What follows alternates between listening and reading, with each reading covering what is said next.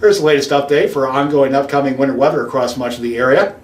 Take a look at our watches, warnings, and advisories. The only warning we have in effect is here across the Tetons and Grove Vons. You can see that in the pink colors. Could be over a foot of snow in some of these areas. Most of the western mountains having a winter weather advisory, includes the Jackson Valley and the Star Valley.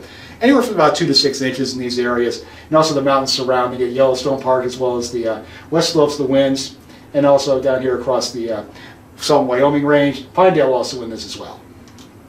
And one thing we're going to look at with this, there will be some wind with this. This will be mainly on Tuesday for the most affected areas. And mainly in the favored areas, once the front goes through, you'll see some strong west and northwesterly winds here across Sweetwater County. Could be gusts of 50 miles per hour, especially to the east of Rock Springs. Maybe gusts of 40, 45 around Kemmerer. And also further north as well. Those post-frontal winds coming through the Bighorn Basin down to Johnson County. Strongest winds around the Buffalo area, could be wind gusts to around 50, 55 there. Into the 40s around Grayville up toward the Lovell area. And also around Casper, usual spots there, some gusts to 40, 50 miles per hour as well. Now the big question, how much snow are you going to get? Still think the bullseye for this is going to be across the Tetons. Could be locally over 18 inches there, so a lot of fresh powder building up on the slopes out there.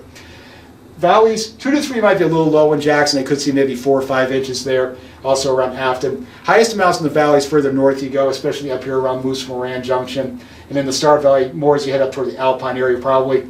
Head east of the divide, many areas seeing less than an inch. Now the most affected area as far as snow is concerned here, probably the further east you go, east of Orland, say east of Shoshone, especially southern Johnson County and Natrona counties. We have 1 to 2 for an official forecast there, but if the banding sets up right, I could see as much as 3 or 4 inches of snow in some areas.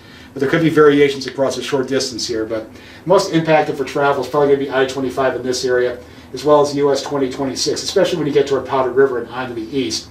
And there may be higher amounts in Casper as well, closer you get toward Casper Mountain. So timing out the impacts, it's already started across Jackson and the Tetons. It should be starting shortly if it hasn't already in the Star Valley.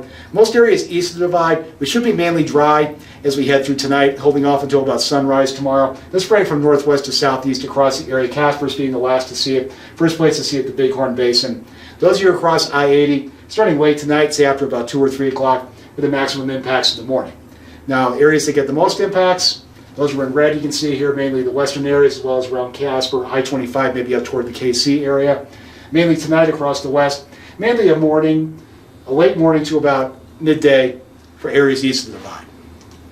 Here's our resources, weather. Just go to weather.gov/RAW. Now road conditions, once again, don't call us for road conditions or road closures. We don't know when roads are going to open up. We have no insider information on it.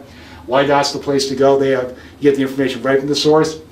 On the web, yrroad.info. There's the phone numbers if you're in-state or out-of-state. And for webcams by route, you want to take a look at the conditions yourself. It's a really cool feature. Just go to our website, go to local programs, and click on our webcams by route tab. Be safe, everybody. Have a good day.